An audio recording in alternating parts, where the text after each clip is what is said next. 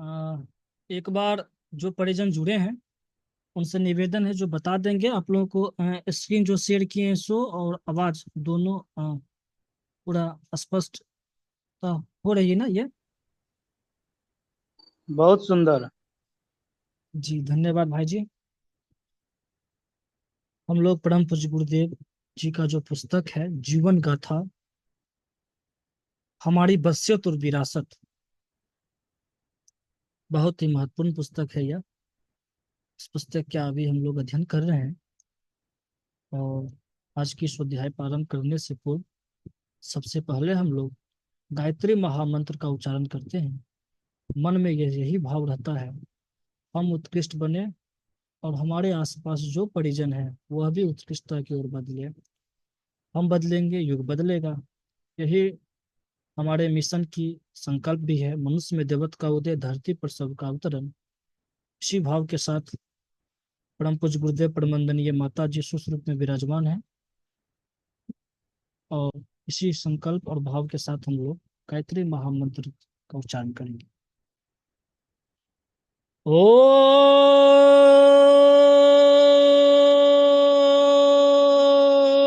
भूर्भुवः स्वः तत्सवितुर्वरेण्यं भर्गो देवस्य धीमहि धियो यो नः प्रचोदयात्। सभी देवतुलाते बंधु जो बेनीपट्टी ऑनलाइन दैनिक सुधार में जुड़े हैं, उनको हम दोनों हाथ जोड़ करके प्रणाम करते हैं और उनको बहुत बहुत स्वागत भी करते हैं इस बेनीपट्टी ऑनलाइन दैनिक सुधार में। सभी आत्मीय बंधु से निवेदन है, जो आप लोग अन्य ग्रुप में भी इस लिंक को शेयर कर देंगे। मेरे प्यारे मित्रों, अभी जो हम परम पूज्य गुरुदेव जी का जो पुस्तक है हमारी और बसियत विरासत, उसका आज तीसरा अध्याय है। और वह तीसरा अध्याय, रोशनी कुमारी आवाज को थोड़ा म्यूट कर लेंगे आप? जी। वह अध्याय का नाम है समर्थ गुरु की प्राप्ति एक अनुपम सुयोग। मेरे प्यारे मित्रों, वह अध्याय का नाम से ही बहुत कुछ हम लोगों को ऐसे ही क्लियर हो जाता है, और थोड़ा अध्ययन भी कर लेते हैं तो और भी। समर्थ गुरु की प्राप्ति एक अनुपम सुयोग। और इनमें परम पूज्य गुरुदेव जी यह बता रहे थे, जो समर्थ गुरु होते हैं ना, तो वो खुद शिष्य की पात्रता को देख करके उनके पास पहुंच जाते हैं। जैसे कि परम पूज्य गुरुदेव के मन में ऐसा भाव स्मरण हुआ था, जो रामकृष्ण परमहंस जी ने स्वामी विवेकानंद के पास गए थे। विवेकानंद जी ने रामकृष्ण परमहंस जी के पास नहीं गए थे। समर्थ गुरु रामदास जी ने शिवाजी के पास में पहुंचे थे। चाणक्य जी ने चंद्रगुप्त जी का हाथ पकड़े थे। और गांधी जी ने, गोखले जी ने, जो गांधी के गुरु थे, वो गांधी जी पे सवार हो गए थे। उसी प्रकार वेद मूर्ति तपोनिष्ठ पंडित श्री राम शर्मा आचार्य जी के गुरु दादा गुरु ने परम पूज्य गुरुदेव जी के ऊपर सवार हो गए हैं और उनको एक युग निर्माण योजना के लिए, युग परिवर्तन के लिए एक माध्यम को चुने। वो माध्यम कौन थे? हमारे गुरुदेव थे। उनके मन में ऐसा बात स्मरण आ गया। और यह भी बात यहाँ पर स्पष्ट किए परम पूज्य गुरुदेव, जो आजकल तो शिष्य गुरु के तलाश में फिरते हैं और सच्चे सुयोग शिष्य नहीं मिल पाते हैं, तो हताश और निराश भी होते हैं। लेकिन समर्थ गुरु जो होते हैं, स्वयं एक सच्चे शिष्य और जन्म जन्मांतर से जो पात्रता उनके पास जो अर्जित रहते हैं, तो खुद जो है तो स्वयं उनके पास में आ जाते हैं। हम लोग भी अगर अपने जीवन पर और अपने बारे में सोचेंगे तो यह बात निश्चित रूप से स्पष्ट हुआ होगा, जो हम लोगों को गुरुदेव ने पकड़ लिए हैं। एक बार ऐसा लेक्चर है, वीडियो आप देख लीजिएगा। परम पूज्य गुरुदेव कहते हैं, जो बेटा हमने बहुत मेहनत के साथ में अब डुबकी लगा करके आप लोगों करके चुन करके लाए हैं, चुन करके लाए हैं। और उसमें यह बात भी स्पष्ट परम पूज्य गुरुदेव कर देते हैं, बहुत सारे लोग बहुत कुछ में सफल हुए होंगे, लेकिन एक कार्य करने में हम सफल हुए हैं। क्या? जन्म जन्मांतरों से जो मेरे साथ जुड़े हुए थे सभी लोगों को एक गायत्री परिवार के एक सूत्र में सभी को बांध दिए हम, चुन करके ला चुनने में उनको इकट्ठा करने में हम सफल हुए हैं। ये बहुत बड़ी बात परम पूज्य गुरुदेव कह दी है, और हम लोग भी उनमें से एक व्यक्ति हैं। बहुत सौभाग्यशाली बात है। और यहाँ पर परम पूज्य गुरुदेव इस अध्याय में यह भी कहते हैं, यह एक अनुपम सुयोग है, अनुपम सुयोग है, अनुपम सुयोग है। और इसी अध्याय में एक बात और थी, जो अध्यात्म क्षेत्र में अगर कोई बढ़ना चाहते हैं तो उनको संकल्प और जो है सो धैर्य, संकल्प और धैर्य की बहुत बड़ी आवश्यकता है। और साथ ही साथ में चलो, संकल्प, धैर्य और श्रद्धा, तीन जो त्रिविधि सुयोग है इनको अपनानी पड़ती है अध्यात्म क्षेत्र में। तो तीन चीज बहुत बड़ी आवश्यकता है, जिस गुरु के प्रति, जिस इष्ट के प्रति और जिस भगवान के प्रति हम लोग को श्रद्धा है, तो उनमें अटूट श्रद्धा होनी चाहिए, तब जाकर के हमारे अंदर में देवत्व का उदय हो सकता है। और उसके बाद में आज यहाँ से हम लोग अध्ययन करेंगे, जो अ, दूसरे लोग गुरु तलाश करते फिरते भी हैं पर सुयोग तक जा पहुंचने पर निराशा होते हैं। स्वाभाविक है, इतना घोर परिश्रम और कष्ट सह कर की गई कमाई ऐसे ही कुपात्र और विलास संग्रह अहंकार अपव्यय के लिए हस्तांतरित नहीं की जा सकती।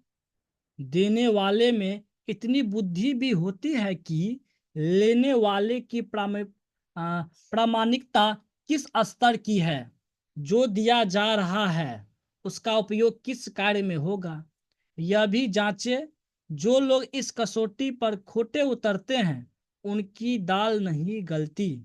इन्हें वे ही लोग मुड़ते हैं जिनके पास देने को कुछ नहीं है, मात्र शिकार फंसा कर शिष्य से जिस तिस बहाने दान दक्षिणा मांगते रहते हैं। प्रसन्नता की बात है कि इस विडंबना भरे प्रचलित कुचक्र में हमें नहीं फंसना पड़ा। परम पूज्य गुरुदेव क्या कह रहे हैं, जो इस विडंबना भरे प्रचलित कुचक्र में हमें नहीं फंसना पड़ा, क्योंकि उनके साथ में वो जो हिमालय की जो सत्ता थे, वो जो दादा गुरु थे स्वयं उनके घर आ गए थे। वे किस तरह? रामकृष्ण परमहंस की तरह, किस तरह? समर्थ गुरु रामदास की तरह, किस तरह? गोखले की तरह। तो ये बहुत ही परम पूज्य गुरुदेव के जीवन में ये सौभाग्य का दिन था, और हम लोगों का भी वही बहुत ही बड़ी सौभाग्य का दिन है जिस दिन हम लोग गुरु दीक्षा लिए थे। फिर आगे क्या कर रहे हैं परम पूज्य गुरुदेव, हिमालय की एक सत्ता अनायास ही घर में बैठे मार्गदर्शन के लिए आ गई और हमारा जीवन धन हो गया। हमें इतने समर्थ गुरु अनायास ही कैसे मिले? इस प्रश्न का एक ही समाधान निकलता है कि उसके लिए लंबे समय से जन्म जन्मांतरों में पात्रता अर्जन की धैर्य पूर्वक तैयारी की गई। मेरे प्यारे मित्रों, यह पॉइंट नोट करने वाली बात है। समर्थ गुरु अनायास ही कैसे मिले? तो इसका उत्तर एक ही है, तो लंबे समय से जन्म जन्मांतरों में पात्रता अर्जन की धैर्य पूर्वक तैयारी की गई थी। उतावली नहीं बरती गई, बातों में फंसाकर किसी गुरु की जेब काट लेने जैसी उस्तादी नहीं बरती गई, वरन यह प्रतीक्षा की गई कि अपने नाले को किसी पवित्र सरिता में मिलाकर अपनी हस्ती का उसी में समापन किया जाए। किसी भौतिक प्रयोजन के लिए इस सुयोग की ताक झांक नहीं की गई, वरन यही सोचा जाता रहा कि जीवन संपदा की श्रद्धांजलि किसी देवता के चरणों में समर्पित करके धन बनाया जाए, किसी देवता के चरणों में समर्पित करके धन बनाया जाए। फिर आगे क्या करें परम पूज्य गुरुदेव, दयानंद ने गुरु बिरजानंद की इच्छा अनुरूप अपने जीवन का उत्सर्ग किया था। विवेकानंद अपनी सभी इच्छाएं समाप्त करके गुरु को संतोष देने वाले कष्ट साध्य कार्य में प्रवृत्त हुए थे। इसी में सच्ची गुरु भक्ति और गुरु दक्षिणा है। हनुमान ने राम को अपना समर्पण करके प्रत्यक्षतः तो सब कुछ खोया ही था, पर परोक्षतः वे संत तुल्य ही बन गए थे और वह कार्य करने लगे थे जो राम के ही बलबूते के थे।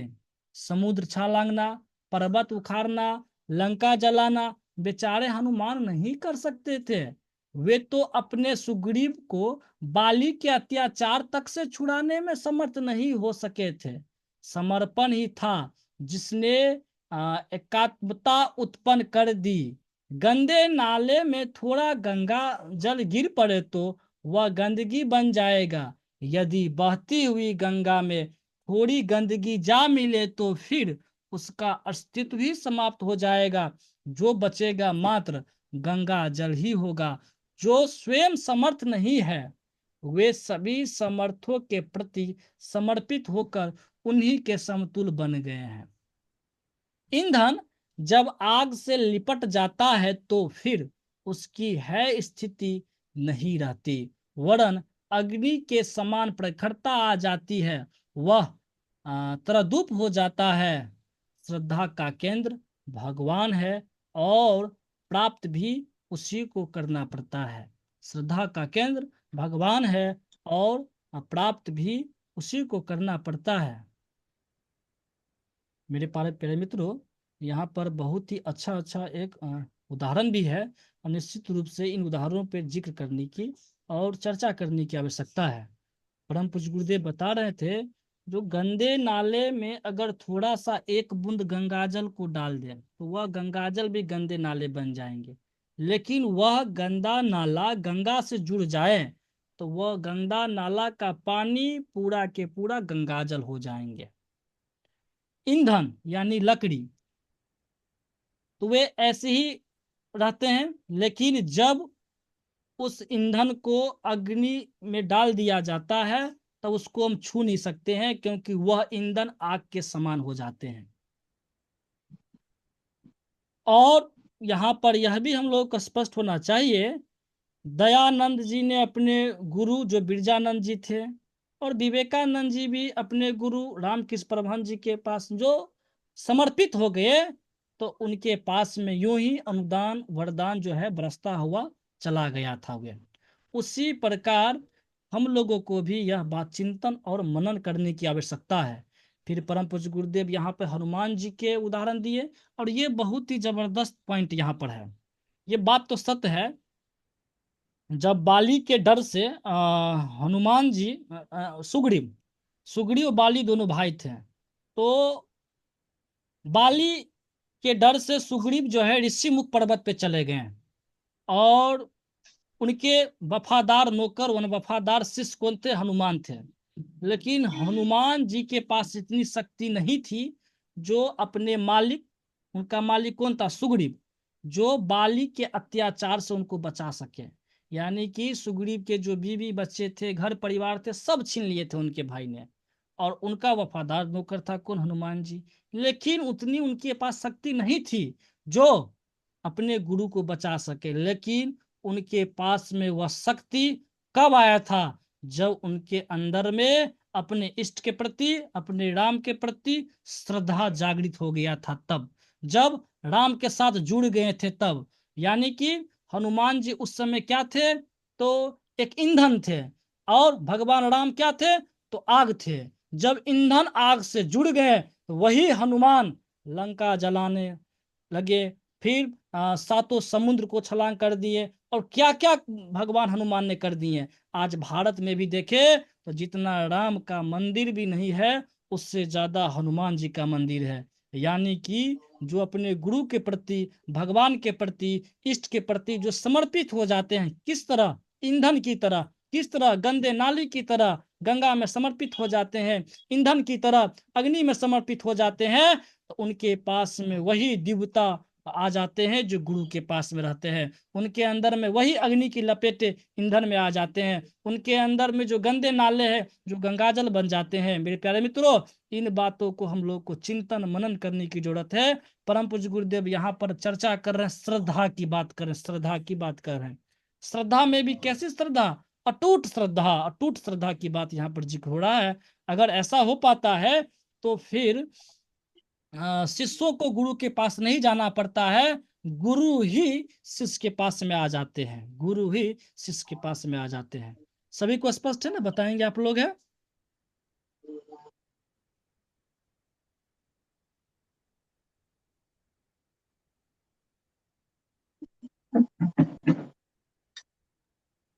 आवाज आ रही है ना? जी भाई जी। जी जी। जी भैया। धन्यवाद। फिर आगे क्या करें? परम पूज्य गुरुदेव, श्रद्धा का केंद्र भगवान है और प्राप्त भी उसी को करना पड़ता है। पर उस अदृश्य के साथ संबंध जोड़ने के लिए किसी दृश्य प्रतीक का सहारा लेना आवश्यक होता है। इस कार्य को देव प्रतिमाओं के सहारे भी संपन्न किया जा सकता है, और देहधारी गुरु यदि इस स्तर का है तो उस आवश्यकता की पूर्ति करा सकता है। हमारे यह मनोरथ अनायास ही पूरे हो गए हैं। अनायास इसीलिए कि उसके लिए पिछले जन्मों से पात्रता उत्पन्न करने की पृथक साधना आरंभ कर दी गई थी।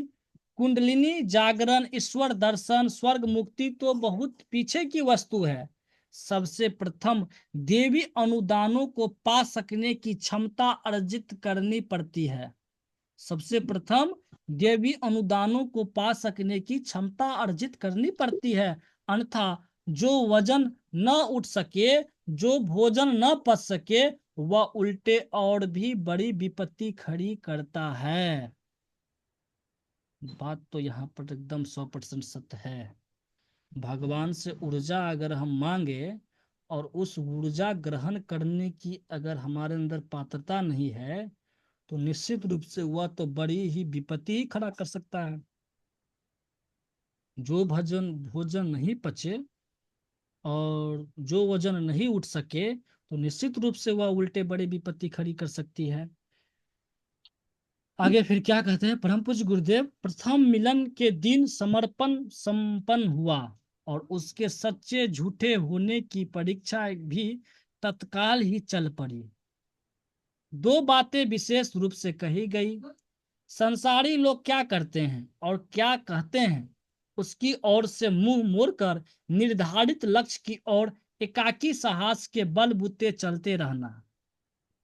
हाँ, क्या कहेंगे लोग? सबसे बड़ा रोग।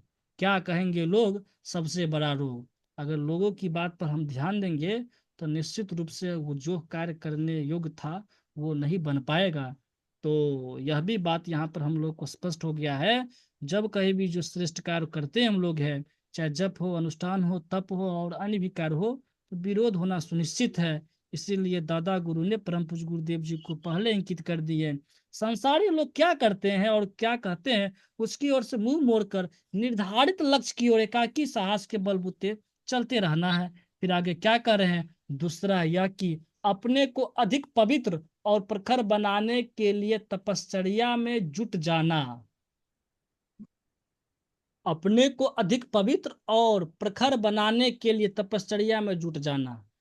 उसके लिए क्या था? 24 वर्ष के 24 गायत्री महापुरुष चरण के साथ जौ की रोटी और छाछ पर निर्वाह करने का अनुशासन रखा। सामर्थ्य विकसित होते ही वह सब कुछ मिलेगा जो अध्यात्म मार्ग के साधकों को मिलता है, किंतु मिलेगा विशुद्ध परमार्थ के लिए। मेरे प्यारे मित्रों, इस बात को हम लोग को याद रखनी चाहिए। यह मिलेगा किसके लिए? विशुद्ध परमार्थ के लिए। यानी कि परमार्थ में ही स्वार्थ की आशा करना चाहिए। परमार्थ में ही स्वार्थ की आशा करना चाहिए। तो तुच्छ स्वार्थों की सिद्धि में उन देवी अनुदानों को प्रयुक्त न किया जा सका। वसंत पर्व का यह दिन गुरु अनुशासन की अवधारणा ही हमारे लिए नया जन्म बन गया। याचकों की कमी नहीं, पर सत्पात्रों पर सब कुछ लुटा देने वाले सहृदयों की भी कमी नहीं। कृष्ण ने सुदामा पर सब कुछ लुटा दिया था। सदगुरु की प्राप्ति हमारे जीवन का अनन्य एवं परम सौभाग्य रहा। सदगुरु की प्राप्ति हमारे जीवन का अनन्य एवं परम सौभाग्य रहा। तो आज का यह जो तीसरा अध्याय था, यहीं पर यह समाप्त हो जाता है। आप लोग बताएंगे, यह तीसरा अध्याय समाप्त हो गया है, दूसरा भी अध्याय हो गया था। आप लोग कुछ कहना चाहते हैं, कुछ बताना चाहते हैं तो बताएं कृपया करके।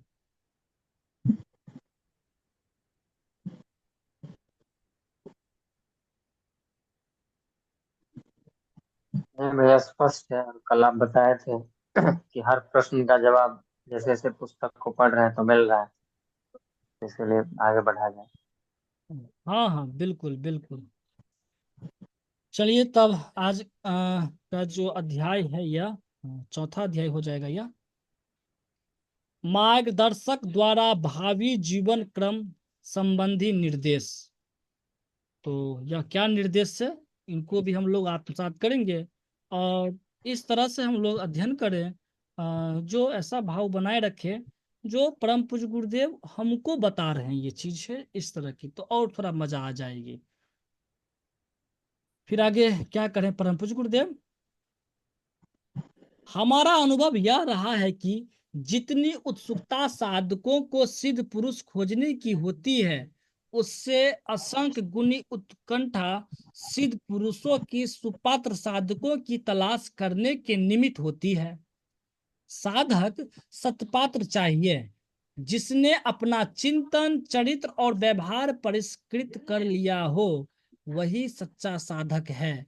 उसे मार्गदर्शक खोजने नहीं पड़ते, वरन वे दौड़कर स्वयं उनके पास आते और उंगली पकड़कर आगे चलने का रास्ता बताते हैं। जहां वे लड़खड़ाते हैं, वहां गोदी में उठाकर कंधे पर बिठाकर पार लगाते हैं। हमारे संबंध में यही हुआ है। घर बैठे पधार कर अधिक सामर्थ्यवान बनने के लिए 24 वर्ष का गायत्री पुरुषरण उन्होंने कराया एवं उसकी पूर्णाहुति में सहस्त्र कुंडी गायत्री यज्ञ संपन्न कराया है। धर्म तंत्र से लोक शिक्षण के लिए 1 लाख अपरिचित व्यक्तियों को परिचित ही नहीं, घनिष्ठ बनाकर कंधे से कंधा, कदम से कदम मिलाकर चलने योग बना दिया है। अपने प्रथम दर्शन में ही 24 महापुरुषन पूरे होने एवं 4 बार 1 1 वर्ष के लिए हिमालय बुलाने की बात गुरुदेव ने कही। हमें हिमालय पर बार बार बुलाया जाने के कारण थे, एक यह जानना कि सुनसान प्रकृति के सानिध्य में, प्राणियों के अभाव में आत्मा को एकाकीपन कहीं अखरता तो नहीं। दूसरे यह कि इस क्षेत्र में रहने वाले हिंसक पशुओं के साथ मित्रता बना सकने लायक आत्मीयता विकसित हुई या नहीं।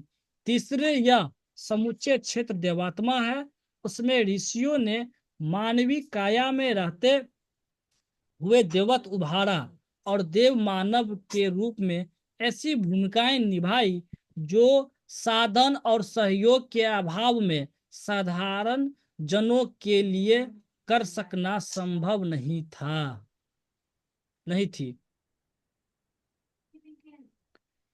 मेरे प्यारे मित्रों, यहाँ पर परम पूज्य गुरुदेव यह बात स्पष्ट रूप से बताना चाह रहे हैं, जो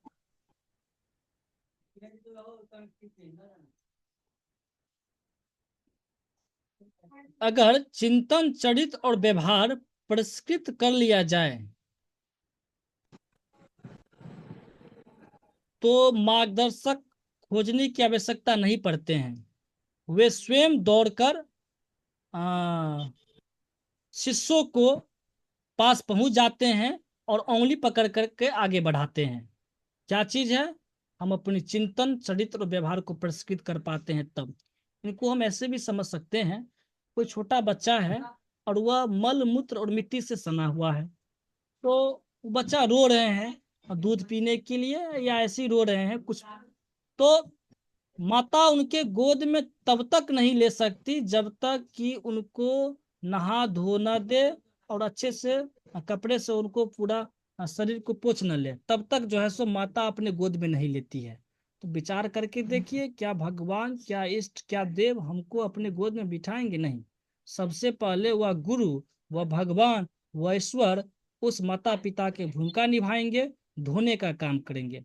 धोने का मतलब यह होता है, जो स्थूल रूप से तो धोने का कार्य तो होना ही चाहिए, लेकिन सूक्ष्म रूप में भी हमारा जो चिंतन है, जो चरित्र है, जो व्यवहार है, अगर इसको अगर हम लोग धो पाते हैं, परिष्कृत कर पाते हैं, तो फिर हमको गुरु के पास में गुरु जी को मनुहार मनुहार करने की आवश्यकता नहीं रहती है, क्योंकि वह गुरु, वह भगवान, वह ईश्वर, वह इष्ट और वह देव जो है ऑटोमेटिक ऐसे ही अनुदान वरदान जो है सो बरसा देते हैं। कब?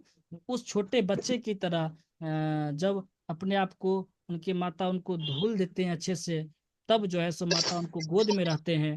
तो गुरु भी वही करते हैं, अगर इतना हम लोग कर पाते हैं तब। फिर परम पूज्य गुरुदेव ने क्या बताएं, जो उनको और अधिक समर्थवान बनने के लिए 24 वर्ष तक और गायत्री का महापुरुषरण जो है सो उन्होंने किया अपनी पात्ता को विकसित करने के लिए। उसके बाद में जब वह महापुरुषरण खत्म हुई, तो सहस्त्र कुंडीय उस समय यज्ञ हुए थे। फिर बार बार उन्होंने परम पूज्य गुरुदेव हिमालय गए। हिमालय जाने का उनका क्या उद्देश्य था? एक उद्देश्य यह था, जो किस तरह से सुनसान जो प्रकृति है, तो उसके सानिध्य में किस तरह से रहा जाए और हर एक प्राणियों के प्रति अपना आत्मा को विस्तार किया जाए, बढ़ाया जाए। एक तो यह था, यानी कि आत्मीयता को जो है सो विकास हो। दूसरा यह था, जो वह ऋषि जो उस देवत्मा हिमालय के पास में रहते थे, तो उन्होंने वहीं पर तप साधना करके अपने अंदर में देवत्व को जो है सो उदय हुआ था, देवत्व को जागरण किए थे। और एक स्वल्प साधन में क्या, तो ऋषि को एक छोटी सी कुटिया रहते होंगे, और ऐसी ही शकरगंध नाम के एक होते हैं फल, वही देवात्मा हिमालय पर, तो वही फल फूल खा करके और ऐसे ही रह करके जीवन यापन किए। लेकिन वह ऋषि ने क्या किए? संपूर्ण मानव को, संपूर्ण विश्व को एक प्रकाश स्तंभ और प्रकाश स्तंभ की तरह से रोशनी और प्रकाश ज्ञान की रूपी जो है सो उन्होंने दिए थे। मतलब प्रकाश का मतलब ज्ञान, पूरा लबालब कर दिए थे ज्ञान से लेकर के। तो कहने का यहाँ पर तात्पर्य यहाँ पर यह है, जो अगर हम लोग समाज के लिए, देश के लिए, परिवार के लिए, राष्ट्र के लिए अगर कोई कार्य करें, इसका मतलब यह नहीं जो हमारे पास में अधिक धन है या अधिक संपत्ति है या अधिक पैसे है तो कर पाएंगे। यानी कि हमारे अंदर में वह सारा खजाना भरा पड़ा है। उस खजाना को विकसित करने का एक ही उपाय है, हम अपनी पात्रता को विकसित कर पाए। प्यारे पेत्रो, यह बात पे चिंतन मनन निश्चित रूप से आवश्यकता हो जाती है करने के लिए। उनका जीवन ऋषियों का अभावों में था, कष्टों में था, लेकिन वह उन्होंने अपना जीवन इस तरह से जिए, जो युगों युगों तक हम लोग ऋषियों का नाम जो है सो अमर हो गया था, और उनका गुणगान करते हुए भी हम लोग थकते नहीं है। तो ये बहुत ही शानदार बात यहाँ पर है। फिर आगे क्या है? उनका मुख्य निर्देश था कि अगले दिनों उपलब्ध आत्मबल का उपयोग हमें ऐसे ही प्रयोजन के लिए एक साथ करना है, जो ऋषियों ने समय समय पर तात्कालिक समस्याओं के समाधान के निमित्त अपने प्रबल पुरुषार्थ से संपन्न किया है। यह समय ऐसा है जिसमें अगणित अभावों की एक साथ पूर्ति करनी है, साथ ही एक साथ चढ़ दौड़ी अनेकानेक विपत्तियों से जूझना है। यह दोनों ही कार्य इस उत्तराखंड कुरुक्षेत्र में पिछले दिनों संपन्न हुए हैं। पुरातन देवताओं ऋषियों में से कुछ आंशिक रूप से सफल हुए हैं, कुछ असफल भी रहे हैं। इस बार एकाकी वे सब प्रयत्न करने और समय की मांग को पूरा करना है। इसके लिए जो मोर्चे बंदी करनी है, उसकी झलक झांकी समय रहते कर ली जाए, ताकि कंधों पर आने वाले उत्तरदायित्वों की पूर्व जानकारी रहे और पूर्वज किस प्रकार दाव पेच अपना कर विजय श्री को वर्णन करते हैं। इस अनुभव से कुछ न कुछ सरलता मिले। यह तीनों ही प्रयोजन समझने, अपनाने और परीक्षा उत्तीर्ण होने के निमित्त ही हमारी भावी हिमालय यात्राएं होनी है। मेरे प्यारे मित्रों, परम पुरुष गुरुदेव जी को भी परीक्षा में उत्तीर्ण होना पड़ा। जब हम लोग सुनसान के सहचर जो पुस्तक पढ़ेंगे, वो भी शानदार पुस्तक है, तो निश्चित रूप से यह बात हम लोग को स्पष्ट हो जाएगी किस तरह से परम पूज्य गुरुदेव जी को परीक्षा देना पड़ा था और उस परीक्षा में परम पूज्य गुरुदेव ने उत्तीर्ण हुए थे। परीक्षा तो बहुत सारे थे। एक तो आत्मबल मनोबल की जांच की गई थी उसमें, और उसके बाद में जो सुनसान का जो सहचर था, तो वो सुनसान की सहचर में, क्योंकि अभी आप एक चीज गौर करेंगे, ऐसा महसूस तो कर ही सकते हैं हम लोग निश्चित रूप से, जो हम लोगों को जिस वातावरण में रहते हैं वहां पे रहने की एक आदत बन गई है, और उस वातावरण को चेंज करके कहीं अन्य जगह पर चले जाते हैं तो थोड़ा अजीब अजीब सा लगते रहता है। यानी कि एक प्रकार से यह कहा जा सकता है जो कूप मंडूक के तरह बने हुए हैं, जबकि यह संसार जो है आ, मतलब पूरा संसार ही मेरा है, या संसार में ही हम हैं। तो इसको कहा जाता है आत्मीयता की विस्तार।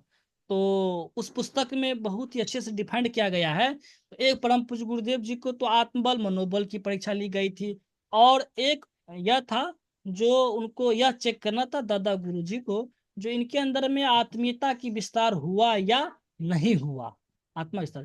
तो ये सारी परीक्षाएं में उनको उत्तीर्ण होना पड़ा, और तब जो है सो वहां पर ऋषि सत्ता से प्रत्यक्ष वहां पे उनको सूक्ष्म रूप से बातचीत हुई थी।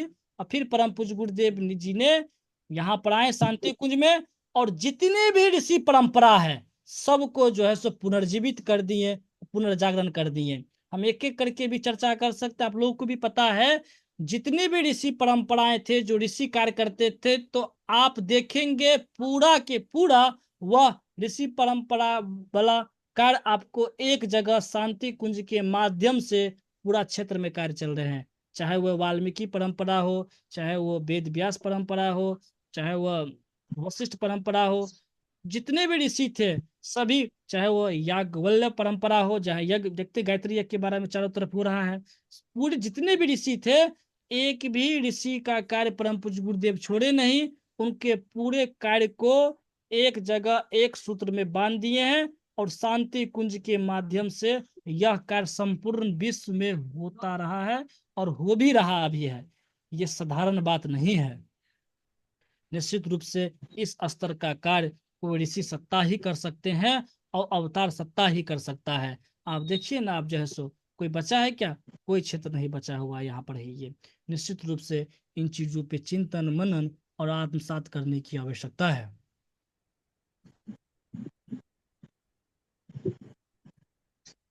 और 7:35 भी हो गया है। आगे का स्वाध्याय हम कल इसके बाद रखेंगे, और थोड़ा सा चर्चा भी कर लेंगे जो ऋषि परंपरा को जो परम पूज्य गुरुदेव जो पुनर्जीवित किए हैं, तो कौन कौन परंपरा और किस किस तरह से हो रहा है, तो उसके बारे में भी चर्चा कर लेंगे। उसके बाद फिर स्वाध्याय को आगे कंटिन्यू रखेंगे। अभी 5 मिनट बचा है, तो आप लोगों कुछ कहना चाह रहे हैं, कुछ बताना चाह रहे हैं तो बताएं।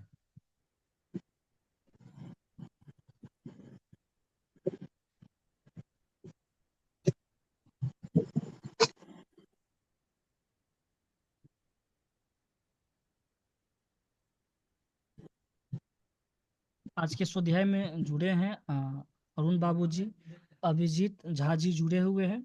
धन्यवाद। नए परिजन जी हैं अभिजीत झा जी, उनसे विनम्र निवेदन है आप प्रत्येक दिन जुड़ेंगे। अनामिका जी जुड़े हुए हैं, उनसे भी निवेदन है प्रत्येक दिन जुड़िए। डीपी मिश्रा जी जुड़े हुए हैं, उनसे भी निवेदन है आप लोग प्रत्येक दिन जुड़े। अ, उसके बाद में गीता प्रसाद जी जुड़े हुए हैं जी, प्रणाम उनको भी है। और नीलेश कुमार जी जुड़े हुए हैं, और एम के शर्मा जी जुड़े हुए हैं। संगीता मैम जुड़े हुई है। सिद्धार्थ राणा जी जुड़े हुए हैं, और सुबोध भैया जुड़े हुए हैं, वंदना दीदी जुड़े हुए हैं, वर्तिका जी जुड़ी हुई है। सभी से विनम्र निवेदन है जो आप लोग प्रत्येक दिन जुड़े, और आप लोग इनमें से कुछ कहना चाह रहे हैं, कुछ बताना चाहें तो जरूर बताएं।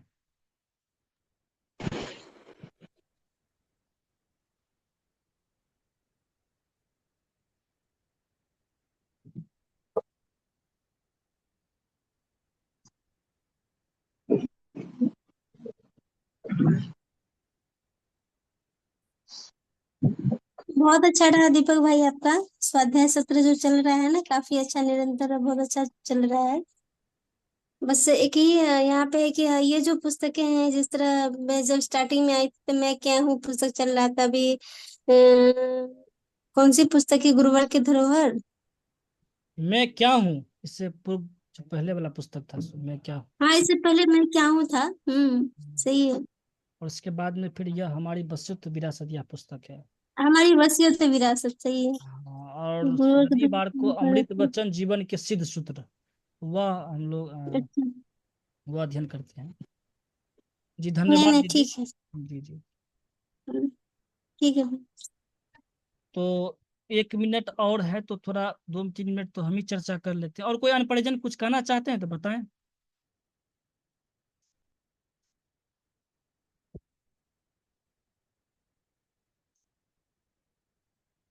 या यूट्यूब पे भी अपलोड हो जाते हैं स्वाध्याय। तो सभी से निवेदन है, जो आप लोग अन्य को भी जोड़े और आप भी जुड़े। तो अब समय भी नहीं है, 2 मिनट बचा हुआ है, तो शांति पाठ कर लेते हैं। और हम यह कहना चाह रहे हैं, जो 16 तारीख को देव संस्कृति पब्लिक स्कूल पे एक गोष्ठी रखी गई है, और उसका पीछे का उद्देश्य यही था, जो माता जी का जो जन्म शताब्दी वर्ष 2026 में और अखंड दीपक का जो 100 वर्ष पूर्ण रहा है, तो वह पुरने से पूर्व एक हम लोग क्षेत्र में एक अपने पुरुषार्थ और अपने समयदान अंशदान लगा करके उस परम पूज्य गुरुदेव परमंदनीय माता जी के चरणों में सच्ची श्रद्धांजलि अर्पित कर सके। तो उससे पहले एक कार्यक्रम का और एक आयोजन का हम लोग विचार किए हैं। 9 कुंडीय यज्ञ, पावन प्रज्ञा पुराण कथा और साहित्य स्टॉल, इस तरह से जो है सो कार्यक्रम का आयोजन बेनीपट्टी क्षेत्र में दिसंबर महीना हम लोग चूज किए हैं। उसमें कार्यक्रम इस तरह से हो, तो जो आसपास के लोग जुड़े हैं, तो निश्चित रूप से आप लोगों से ये सहयोग की आवश्यकता रहेगी। तो यही प्रार्थना है, यही निवेदन है आप लोगों से। नहीं, बिल्कुल भाई, ये कार्यक्रम तो होना ही चाहिए, तीनों ऐड हो जाए तो और बहुत अच्छा लगेगा। कोई यज्ञ भी और पुस्तक मेला भी साथ में, ये 7 दिवसीय कार्यक्रम भी बहुत बढ़िया रहेगा। जी जी धन्यवाद दीदी। अब 1 मिनट बचा है, हम लोग शांति पाठ कर लेते हैं। ओम द्यो शांतिरंतरिक्षगुम शांति पृथ्वी शांतिरापः शांतिरोषधयः शांति वनस्पतयः शांतिर्विश्वदेवः शांति ब्रह्म शांति सर्वगम शांति शांतिरेव शांति सामा शांतिरेधि। ओम शांति शांति शांति, सर्वरिष्ट शांतिरभवतु। सभी को प्रणाम, सभी को धन्यवाद, सभी को शुभ रात्रि।